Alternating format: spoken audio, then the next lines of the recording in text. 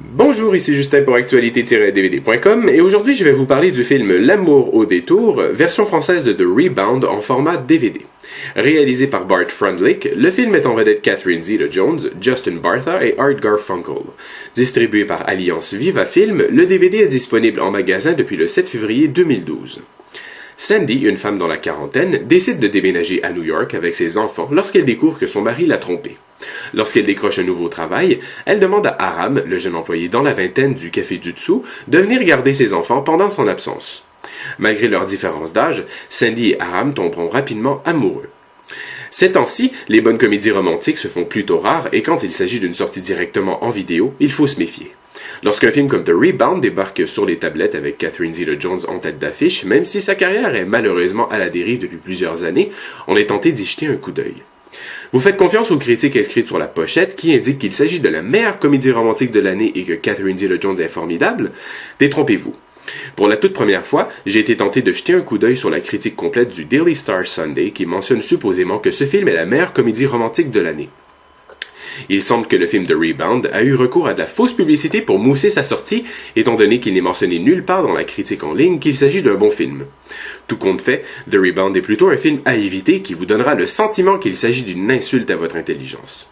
Rempli de clichés, d'incohérences d'invraisemblables et d'idioties plus bêtes les unes que les autres, ce film est une très pâle copie du bien meilleur film Prime, avec notamment Uma Thurman et Meryl Streep, qui traite du même sujet d'une femme plus âgée qui fréquente un homme plus jeune, dont The Rebound va jusqu'au point de copier certaines de ses scènes et de ses personnages. Et quel personnage!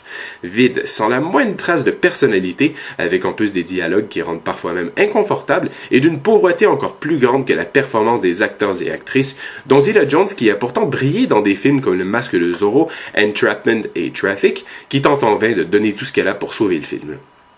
Concernant le reste du casting, Justin Bartha, que l'on a pu voir dans la série National Treasure, Hangover, et aussi le plus gros flop de tous les temps, Gilly avec Ben Affleck et Jennifer Lopez, ferait mieux de changer d'agent. Aussi, je n'ai toujours pas résolu la raison pour laquelle un artiste comme Art Garfunkel du groupe Simon & Garfunkel se retrouve dans un film aussi minable.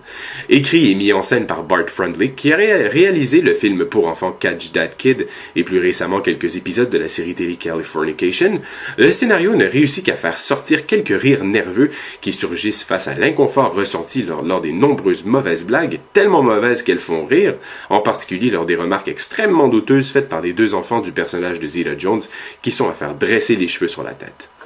Du côté technique, des pistes sonores en anglais et français 5.1 sont disponibles, ainsi que des sous-titres en anglais et français pour malentendants. L'image est présentée en format panoramique 2.35.